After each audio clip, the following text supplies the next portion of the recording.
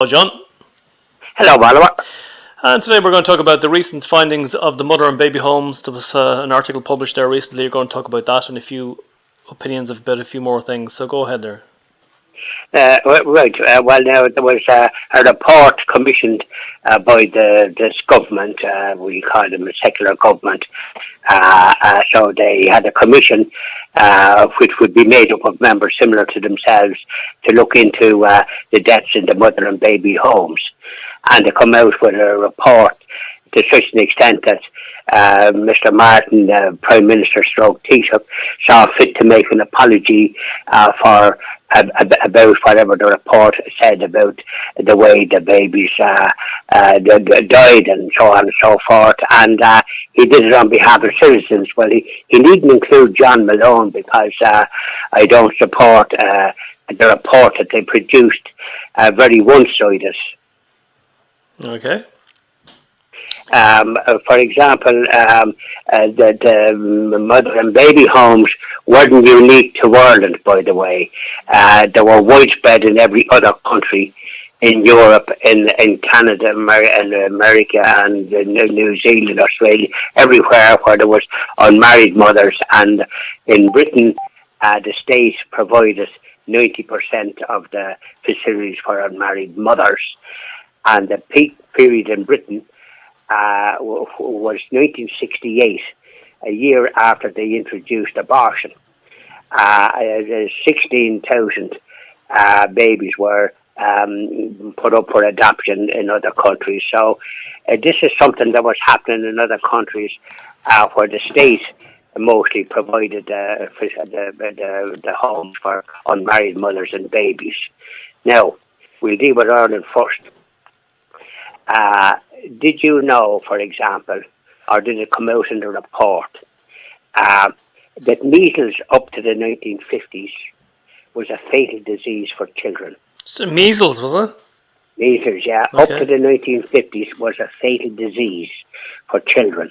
At that stage, especially if there was clusters of them, which there was in the mother and baby homes, much the same as in nursing homes when the COVID struck. There was a lot of deaths in nursing homes because of the amount of people in these nursing homes. So much the same with the mother and baby homes, which was run mostly by nuns and run very well because these babies were well looked after, and the mothers. Now, when measles was up to the 50s, they've done this report from 1922, I presume from the foundation of the state, because before that there was mother and baby homes as well, but it was under the British jurisdiction. So, but they were there.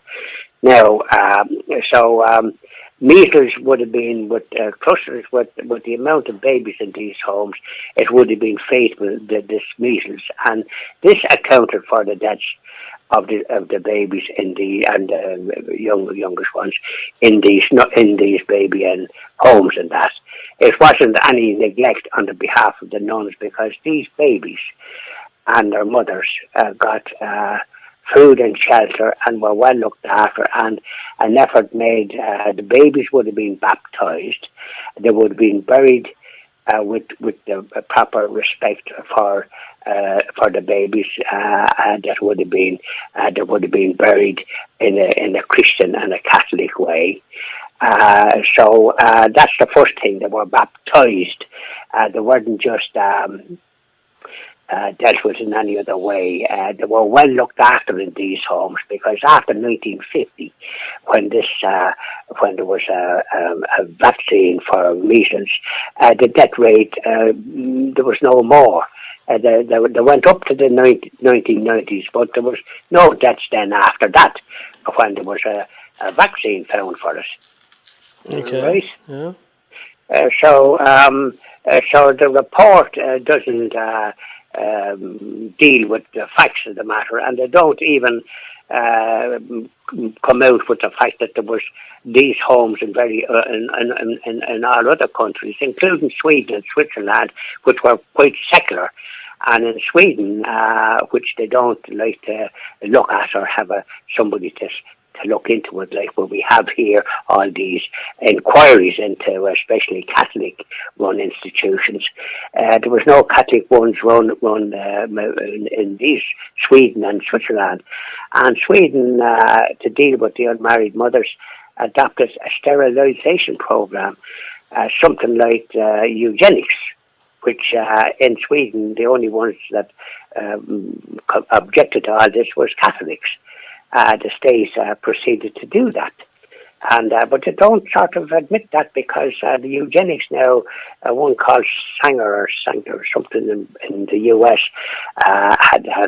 went along with that kind of thing, and now they've been kind of condemned for eugenics, which is sterilisation of women that were deemed kind of very immoral and not able to kind of having babies. So in order to deal with that and not have the states, particularly in Britain and these other Western countries, they introduced abortion to deal with it. And which meant then that instead of these babies being baptized and at least given a trade and an education, which they got in the mother and baby homes, and the mothers got some spiritual guidance, because they were often from a poor background that didn't have much of a chance in life. So they got training, and they got when the babies were growing up and that, they got training into trades and that, and a lot of them got jobs. And then those babies, a lot of babies that the mothers couldn't look after, were adopted. Because don't forget, there was married couples that couldn't look after their children as well, which placed their children in these homes. They hadn't the wherewithal or the money or anything or jobs to be able to look after the children that they had. One story that's doing the rounds, and I've heard it time and time again, is that babies were sold by the mother and baby homes for, like, say, a couple of hundred or a couple of thousand, and you pick the baby that you want, and then you pay the money. Is there any truth in that? Not at all. In other countries, as I just mentioned there, in Britain, 16,000 babies were put up for adoption in that country in 1968, a year after they introduced abortion, in order to deal with it that way. You've got to look at the states, what they're at, states, what their agenda is. Their agenda is, generally speaking, to save money and then make out it's a health issue to kill babies. The nuns didn't kill any babies. They died from infectious diseases because there was so many of them in these homes, and they would have been looked after a lot better than maybe many children that wasn't in these homes. You see where I'm coming from? Yeah. There was children in tenements in my time in Dublin, and they were neglected. If I ever saw children neglected, they were, and I was even a young person myself, and it was even obvious to a young person that they were neglected. Their parents weren't fit to look after them, and many a parent even today is not fit to look after their children. Now, I remember we done a video a long time ago on a book by Jacinta Prunty. I just want to remind you about that, because it was 600 pages, and I remember you saying at the time it was well researched. Did you finish that book? Did you read it? It's a big book. Oh, I did, and it was hard going, I tell you, because there was a lot of kind of technical stuff in it. But suffice to say that none of this agenda that this secular government, and particularly this former children's minister Zappone, Catherine Zappone, in charge of children, and of course a person like that is going to be quite anti-Catholic. So the first thing is to do to try and find fault with the nuns and give no explanation about what the service they were providing good. I wonder, John, did the people who were doing the report, did they read the book? Could be interesting to see. I doubt very much, because I think they had an agenda, and the agenda was to find fault. Because when they find fault with nuns and priests, as they permanently try to be doing and highlighting. They're attacking practicing Catholics like me and other ones. They're creating in the public mind a kind of an antipathy towards nuns and priests, which is why now in this country you see them going around in plain clothes. They're not dressed in the clerical garb that they were dressed in when I was young. Because as a matter of fact, I had an aunt that was a nun, Sister Ailish. She was in the Bonsecure convent in Holyhead, but she was quite active in this country, and I accompanied her a couple of times when I was in my teenage years, because she was afraid of dogs, and so I went to a lot of places with her, including some mother and baby's homes in I think in Sean McDermott Street, and everybody was well looked after. If I remember right, because I was a young chap when I was with my aunt the nun, and we visited a place there, and I could see nothing wrong. I think there was children in it, and that kind of thing, and it looked to be a happy place, if I remember rightly. This would have been in the 50s. So that's when that there was quite a few of these homes, and society. This is the way they dealt with unmarried mothers that time. Now, of course, they're dealing with it by abortion. But at least the children were born and looked after in these mother and baby homes in this country, and I presume in other countries with the state doing it, most of it over there. And of course, you know yourself that these secular states, it's a question of saving money. So I have the opinion that this abortion would come in to deal with this very issue, instead of children being born aborted. It seems it seems bizarre that we live in a society where people condemn people who gave the child a life, but yet they allow abortion. They're for abortion. A lot of the criticism is coming from people who are actually pro-abortion. Well, I think so, because and the sad thing is that people actually voted for that in this country, because we had a referendum protecting babies. Now, the business of what you were saying there, that babies were sold, they were not. They were adopted and got good homes, mostly in the US, and probably some here too, because people now are looking.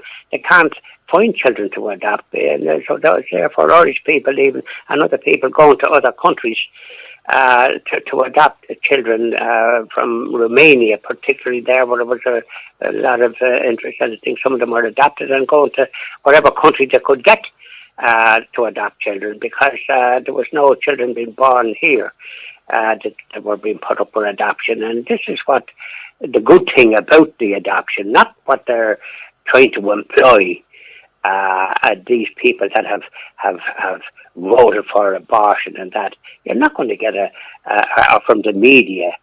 You're not going to get a kind of a fair assessment of these things. And the fact that it was on in other countries, and mostly by the state. So, I mean, at least here, they had a chance of getting a spiritual development, which they wouldn't have gotten in these other secular countries like Britain and that, believe it or not. So accept the fittest. And but what I want to know is, when they did bring in abortion, when they and made it out to it's a woman's choice. A woman's choice when she has a baby. There's two people involved. So to do what they're doing, and then criticise people that looked after babies that were born, and then here they are, kind of. The mothers to kill their babies, as if like it's all right, and the advice that they're getting, like, no, you're not able to look after it. You're going to you're in third level, or you're in secondary school, or you're this, that, or the other. So abortion, but these poor mothers have offered psychological problems later on. It never goes away. There's evidence of this. But they don't say anything about it here. So, like, why would mothers want to kill babies that they have, that they're when they're pregnant? Why would they want to do that? And why would the state? Why does the state want to have mothers, potential mothers, to kill their babies. Like, what's wrong with them? Do they not like babies, or do they hate babies, or what? The mothers hate the babies that they're going to kill them by that way. I'm just kind of not talking about it from the point of pro-choice. Like, it should never be anything to do with a mother is fortunate to be able to bring a child into the world. So nothing should be ever done to sort of make them afraid to have a baby or whatever it is. They often call it sort of kind of an experience that perhaps it doesn't suit them to bring up the baby. But they don't have to bring up the baby if they don't want to. Why kill a baby that can be adopted when people are looking for adopt babies, including Down syndrome? Children with Down syndrome, which apparently are aborted nearly 100% in some countries and 90% in others. So, I mean, that's not right. The babies should be able to be born, and because people want to adopt them. And so, why kill the babies? The politicians not. The media got something against babies or against mothers or against women. What kindly man? What man would want his wife or his girlfriend to have an abortion? To kill a baby that can be born, and if they can't look after themselves, it can be adopted. Because a lot of the babies that are aborted are perfectly healthy, and they feel pain. So, why would governments, and you forget, it looks to be in an economic business that they're doing it, that they don't have to look after them in homes or anything. But now a lot of babies are in homes run by the state, and there's some kind of problems there too. So the thing is, I can't understand why a mother would want to kill a baby that she's carrying. Because I think mothers like children and like babies, and they're often admiring a baby that might be in a pram, and it's lovely and all this. And so, like, what's wrong with that? And does the government and politicians and the media have a dislike for babies or women? Unfortunately, I would say, John, that it's the baby's in the wrong place at the wrong time. Well, you see, that should never be.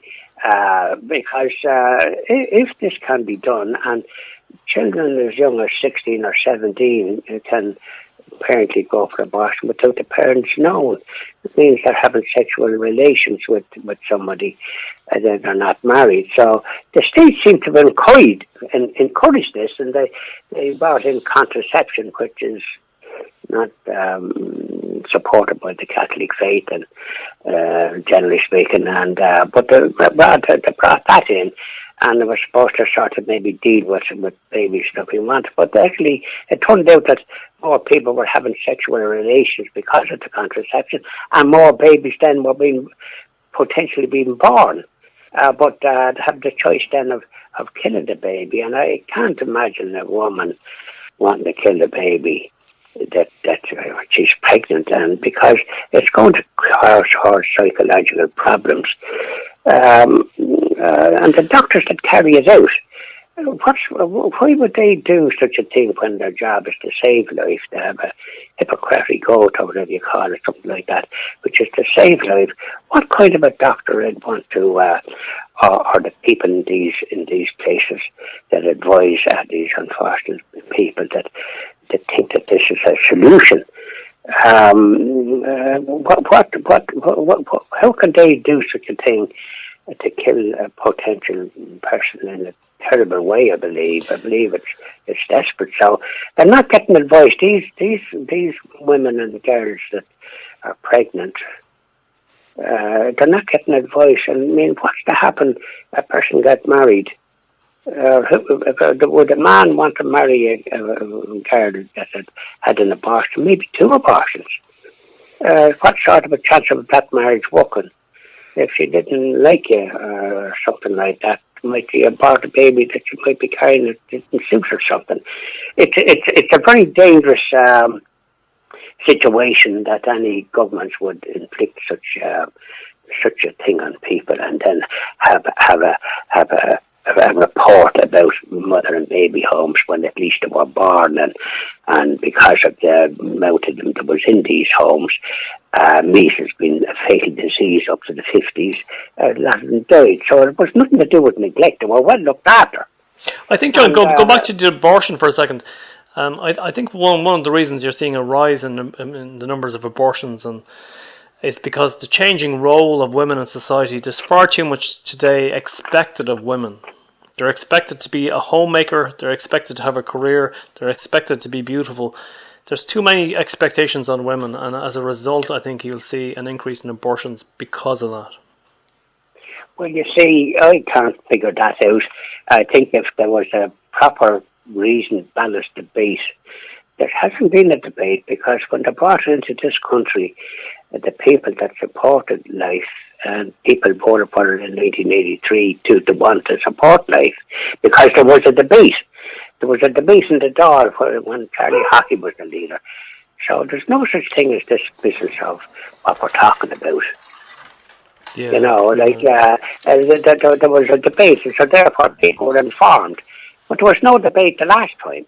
It was all the opposition, the government and opposition, the Fine Gael government and the Labour Party, and then the opposition all supported this business of abortion.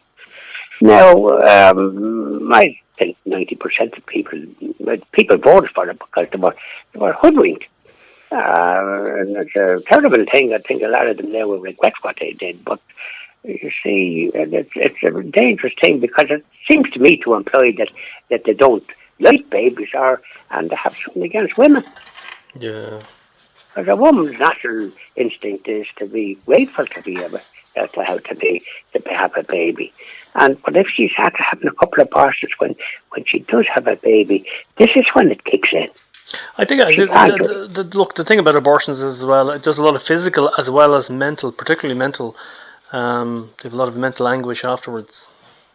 And there is, but it's not getting any publicity. They're sweeping these things under the carpet. But eventually, this will be called a barbaric society or barbaric governments, and they'll be wondering who objected to it or who did anything about it. Because it's like wholesale murder. You start going down that road, and the next thing is you have this euthanasia that they're proposing now in some political party. I think Sinn Féin, member of Sinn Féin, euthanasia, which is if a person feels that their health is not good, they can look for it and they'll be bumped off by a doctor with pills or whatever way to do it. It's like another form of getting rid of people that's maybe not really used to society or something. It's something very bad. And then assisted suicide. Like we have a very high suicide. I believe in the States it's increased by 600%. It's higher than any of the COVID deaths, but it's get a bit of publicity there. Not in this country. And I understand there's quite a few from the sources I get in touch with me. So I just say like that there needs to be a proper discussion, but we're not going to get it here from this media. They didn't do it when there was the referendum, and they didn't do it for the previous one for 2 men or 2 women to be able to get married. So like they needn't be having inquiries and pontificating about mother and baby homes as if like they were run like the way that they're running things. The babies were looked after in those homes and got a training in education, and the mothers got some spiritual guidance so as they could lead better lives. And a lot of them was very happy in these homes and didn't want to leave because they were secure. So they're not given that narrative. Dr. Prunty, when she wrote that book, she vindicated a lot of these, but it's too long, and I don't think people are able to have the patience to read books of that caliber and to be informed. But just remind me, John Malone, go ahead. Jacinta Prunty Was she a nun, or who was she? Well, she was a doctor, but if she was a nun, there's nothing wrong with that, like. But I presume the ones that are that don't examine the facts, all and the times and all the rest of it, don't examine them properly, and the fatal illnesses that affected children. TB was another blinking killer as well. A lot of people died of that. So, and young people as well. So, look, I think when you're going to have a debate, people that have introduced abortion, I think they're the last people that should be holding forth about nuns and that give life to people and give an education and training. So, it's wrong what they've come out with. Thank you very much, John. Thank you very much, Oliver.